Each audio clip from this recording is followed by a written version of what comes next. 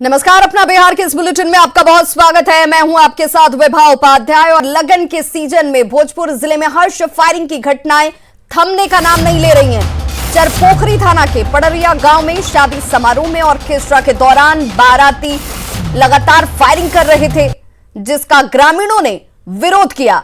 विरोध करने पर सासाराम से आए बारातियों ने एक युवक को गोली मार दी और यहां से फरार हो गए।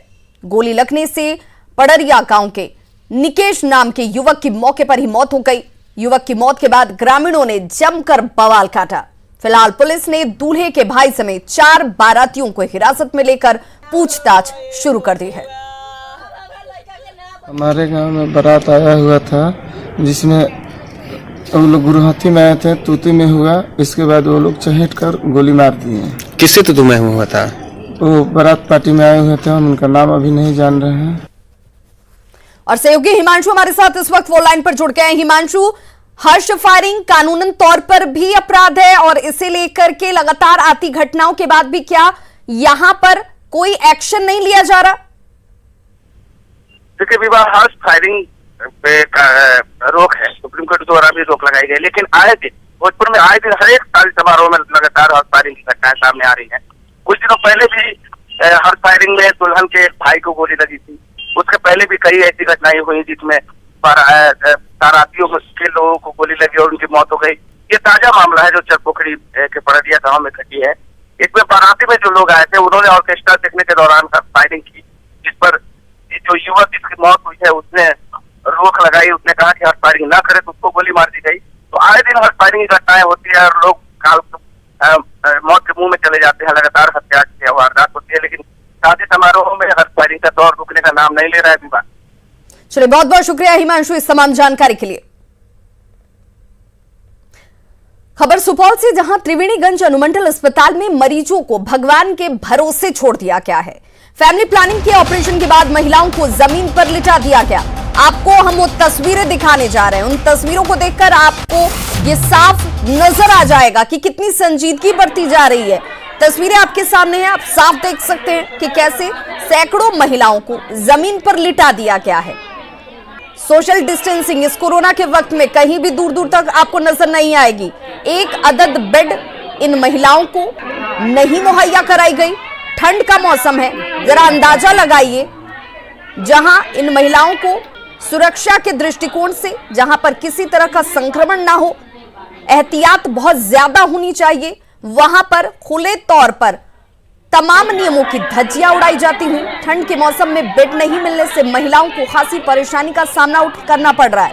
कोरोना के बीच ये तस्वीरें डराने वाली हैं, क्योंकि कोरोना फैलने का खतरा ऐसे में ज्यादा बढ़ जाता है, क्योंकि संक्रमण से बचने के उपाय यहां पर नदारद हैं। ड्यूटी पर तैनात डॉक्टर सुविधाओं का रोना रो रहे हैं। सुपौल के त्रिवेणीगंज की ये तस्वीर स्वास्थ्य महकमे की पोल खोलने के लिए काफी है। बिछावन मिला है? नहीं दिया अस्पताल से, वैसे नीचे में सोने छोड़ दिया। क्या करेंगे? लाया वो किसके साथ में आए हुए हैं? बेटी के साथ। कौन चीज का पेशेंट है? नीचे में क्यों सुलाए हुए हैं? नहीं कल पेशेंट सब जो है सो फर्श पे लेटाया गया है, लेटाया जा रहा है, क्यों? ये तो बात तो प्रभारी से पूछना चाहिए आपको। हमसे पूछ रहे हैं तो भीड़ इसीलिए है कि सबको टीएल हो रहा है। थोड़ा सा ज़्यादा पेशेंट रहने के कारण फर्श पर रखा जा रहा है। व्यवस्था उतना उचित नहीं है मेरे पास। और सहयोगी अमित हमारे साथ इस वक्त फोन लाइन पर जुड़ गया। अमित, फैमिली प्लानिंग को लेकर के सरकार की तरफ से लोगों को सजग किया जाता है। लोगों की मौजूदगी इस बात को सुनिश्चित करती है कि जानकारी है लोगों को कि आखिर उनके हित में क्या है, लेकिन जो स्वास्थ्य महकमे की जिम्मेदारी है वो कब निभाएंगे और कैसे निभाएंगे? निश्चित रूप से विवाह, ये जो बात सामने आई है, इसमें स्वास्थ्य व्यवस्था जो है वो पूरी तरीके से वेंटिलेटर की जरूरत है उसको। जिस तरीके से कल त्रिवेणीगंज में देर रात ये वाकया सामने आया है, उसमें लगभग 58 से अधिक महिलाएं थी जिनका बंध्याकरण का ऑपरेशन हुआ, और लेकिन एक बेड की समुचित व्यवस्था नहीं थी। प्रत्येक मंगलवार और गुरुवार को इस तरह का ऑपरेशन होता है, लेकिन वहां पर व्यवस्थाएं नहीं होती है। और खासकर कोरोना के इस काल में जो सदर अस्पताल, जहां के चिकित्सक लोगों में जागरूकता फैलाने का काम करते हैं कि लोग मास्क का उपयोग करें, उसके उसके सामने इस तरह की वारदातें सामने आई हैं कि कोई भी मास्क का इस्तेमाल नहीं कर रहा है, तो लोग एक दूसरे से ना सोशल डिस्टेंसिंग का पालन कर रहे हैं। और आपने क्या यहाँ के स्वास्थ्य अधिकारी से बातचीत करने की कोशिश की, डॉक्टरों से बातचीत करने की कोशिश की कि अगर इस हालात में इन महिलाओं को संक्रमण हो जाता है, चाहे वो कोरोना से संबंधित हो या दूसरे किसी भी तरह के संक्रमण के अगर ये शिकार होते हैं, तो उसके लिए जिम्मेदार कौन होगा? दीवार हास्यास्पद ये है कि जिस अस्पताल में ये बात सामने आई है, उसके चिकित्सक ने स्पष्ट कहा कि वो तो ना खुद तो मास्क पहनते नहीं है और दूसरे को भी मास्क पहनने के लिए प्रेरित नहीं करते हैं। उनका स्पष्ट बयान सामने आया है कि उन्होंने कहा कि इस तरह के जो व्यवस्थाएं हैं वो उनके लिए नहीं है, वो चूंकि उसके करने के योग्य नहीं है, उनके जिम्मे ये काम नहीं आता है, ये सरकारी तंत्र की लापरवाही है और सरकार को इस पर ध्यान देना चाहिए था। और हमारे साथ इस वक्त इंद्रजीत प्रसाद जो कि प्रभारी सिविल सर्जन है वो जुड़ चुके हैं। इंद्रजीत प्रसाद जी, आपसे ही जानना चाहूंगी, जो तस्वीरें हैं वो सब कुछ बयां करती हैं, लेकिन क्या सफाई है? आखिर इस स्थिति में यहाँ पर ऑपरेशन कराने के बाद महिलाएं क्यों? इस पर मैं कहना चाहता हूँ कि इसकी मुझे जानकारी नहीं थी। जब मैंने विजुअल देखा तो अभी मैं बीच में यहाँ से निकलते ही निर्देश दूंगा कि ऐसा हुआ और कभी भी कोई ऑपरेशन करना है तो उससे संबंधित व्यवस्था पूरी लाने के बावजूद ही करना है। ऐसा हुआ गलत होने की दे रहे हैं हम लोग भेज रहे हैं। तो सर आप ये सुनिश्चित कर रहे हैं कि इसके बाद जब अगली बार हमारे सहयोगी अस्पताल पहुंचेंगे तो इस तरह की तस्वीर, इस तरह की लापरवाही नहीं दिखेगी? हाँ, तो इसमें निर्देश रहेगा कि आगे से अच्छी दवाई न हो। लेकिन उन निर्देशों का अगर पालन नहीं होता है तो कार्रवाई क्या होगी, किसके ऊपर होगी? कार्रवाई तो जो संबंधित सख्त कार्रवाई हो जाएगी और फिर आगे चल हम निश्चित करते कि ऐसा होना ही चाहिए। आपको भी जानकारी, आपको भी पता होगा कि जब फैमिली प्लानिंग के ऑपरेशन के बाद महिलाएं होती हैं उनको संक्रमण का खतरा सबसे ज्यादा होता है। वहां पर कोरोना का वक्त है, किसी के चेहरे पर मास्क भी नजर नहीं आ रही है, चाहे वो हॉस्पिटल के स्टाफ हो, यहाँ पर पहुंचे हुए महिलाएं हो। आखिर उसे लेकर के भी निर्देश का इंतजार किया जा रहा है क्या? नहीं, हमको सुबह में पता चला है और एकदम बीच में आया वो यहाँ से निकलते हैं निर्देश वहाँ से आज ही चला जा रहा है। आगे से ऐसा नहीं होना चाहिए, सभी सख्त निर्देश देंगे यहाँ से। चलिए देखना होगा कि आपके निर्देश का कितना असर और कितनी जल्दी असर होता है। बहुत बहुत शुक्रिया हमारे साथ जुड़ने के लिए और इस जानकारी के लिए। वहीं बड़ी खबर समस्तीपुर से, जहां उजियारपुर थाना के बलुअर चवर में महिला के शव को बरामद किया गया है। शव को देखकर ये लग रहा है कि महिला की गला रेतकर हत्या की गई है। फिलहाल पुलिस शव को कब्जे में लेकर तहकीकात में जुट गई है।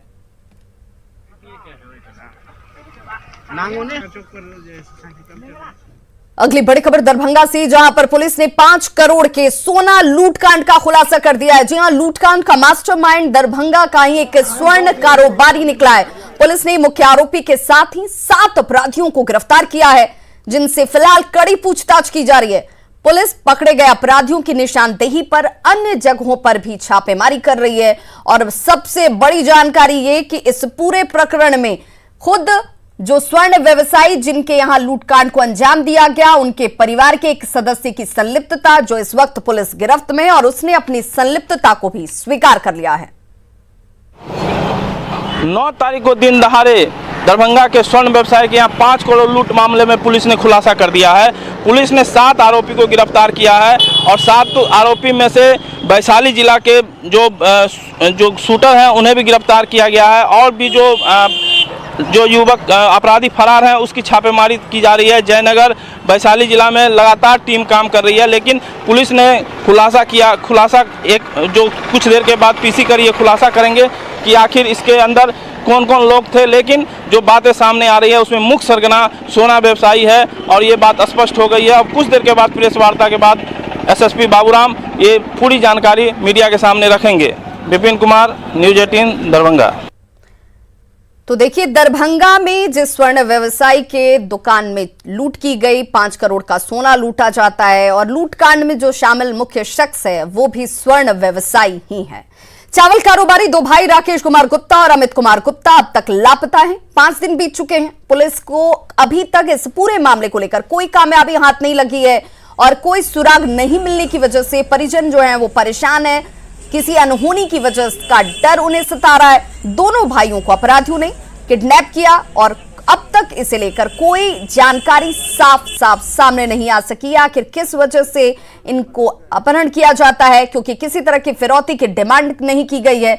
इस मामले के उद्भेदन के लिए एसआईटी का गठन भी किया गया, लेकिन एसआईटी के हाथ भी अब तक कुछ भी नहीं लगे हैं। लापता कारोबारियों के परिजन अनहोनी की आशंका से डरे सहमे हुए हैं। परिजनों का रो रो कर बुरा हाल है।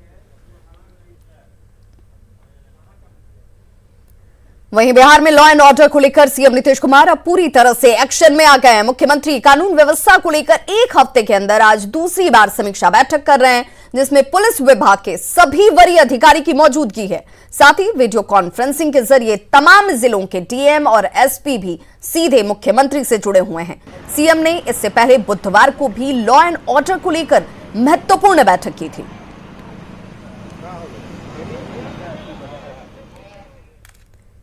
तो लॉ एंड ऑर्डर पर समीक्षा बैठक के बाद सीएम नीतीश कुमार जमुई जाएंगे, जहां के खैरा स्थित भगवान महावीर जन्मस्थान मंदिर का हवाई सर्वेक्षण उनकी तरफ से किया जाना है। सीएम बांका से पटना लौटने के दौरान जन्मस्थान मंदिर का हवाई सर्वेक्षण करेंगे और इस बात की जानकारी डीएम धर्मेंद्र कुमार ने दी। आपको बताते चलें कि जैन धर्म को मानने वाले लाखों लोग भगवान महावीर के जन्मस्थान मंदिर हर साल पहुंचते हैं। खबर मोतिहारी से, जहां पे बरियारपुर गांव में जमीन विवाद के बीच जमकर मारपीट और पथराव हुआ है। बताया जा रहा है कि जमीन के छोटे से टुकड़े को लेकर विवाद चल रहा था और इसी विवाद में एक पक्ष के लोगों ने दूसरे पक्ष के घर पर हमला कर दिया। हमले की तस्वीरें आपके सामने एक्सक्लूसिव, जहां पर एक दूसरे के ऊपर पत्थरबाजी की जाती हुई एक महिला इस दौरान पत्थरबाजी में गंभीर रूप से जख्मी हो गई है। पीड़ित पक्ष का यह आरोप है कि इस पूरे मामले को लेकर के पुलिस से शिकायत भी की गई। छतौनी थाना पुलिस ने उनकी शिकायत नहीं सुनी, जिसके बाद पत्थरबाजी की ये तस्वीरें सामने आई।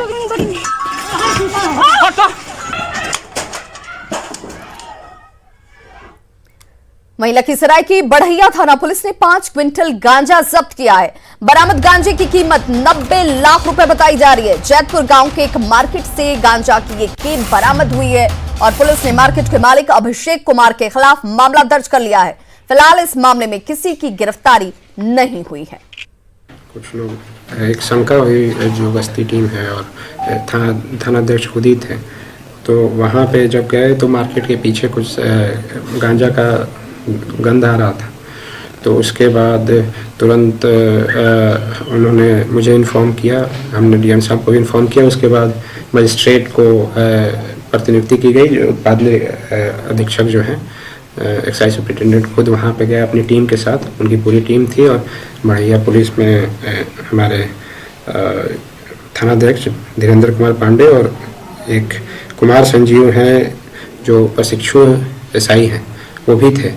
उनके द्वारा जब वो उसको तोड़ा गया, मार्केट के पीछे जो शटर था, शटर को तोड़ के जब खोल के देखा गया तो उसके अंदर एक ट्रंक के अंदर में लगभग 24 पैकेट था। हर पैकेट लगभग 20-21 किलो एवरेज था। टोटल जो है 502.6 kg गांजा बरामद हुआ है कल के रेड में। कितने कीमत की?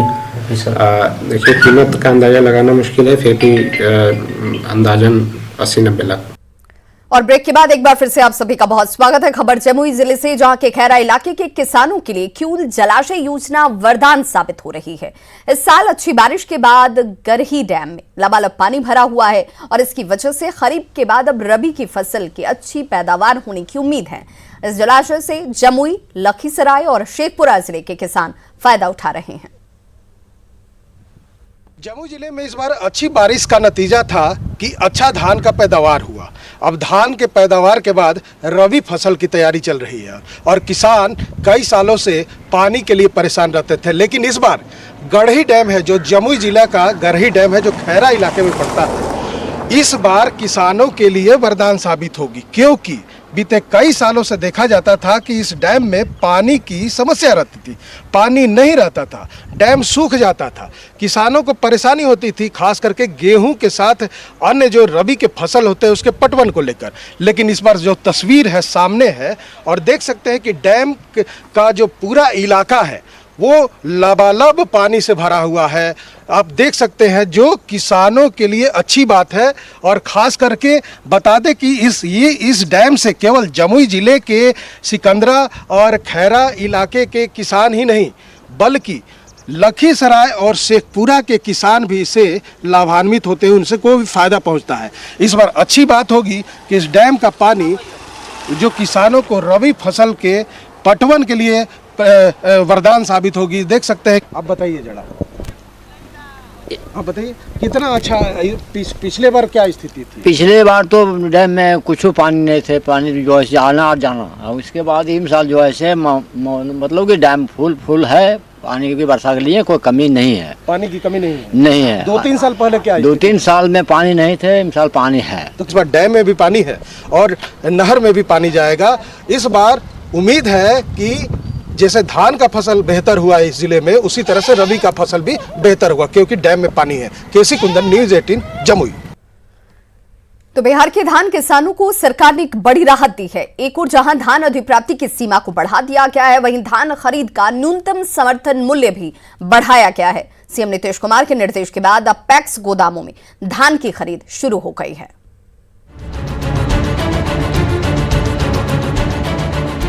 बिहार के किसानों की समस्या को लेकर मुख्यमंत्री नीतीश कुमार ने गंभीरता दिखाई है।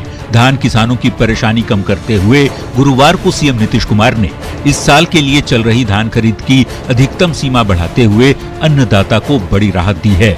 साल 2020-21 के लिए चल रही धान खरीद की समीक्षा बैठक के दौरान सीएम ने कई अहम निर्देश दिए। रैयत किसानों से धान अधिप्राप्ति की सीमा बढ़ाई गई, 200 क्विंटल से बढ़ाकर 250 क्विंटल किया गया। गैर रैयत किसानों से 75 से बढ़ाकर 100 क्विंटल किया गया। निर्धारित समय सीमा में किसानों को राशि भुगतान का निर्देश दिया गया।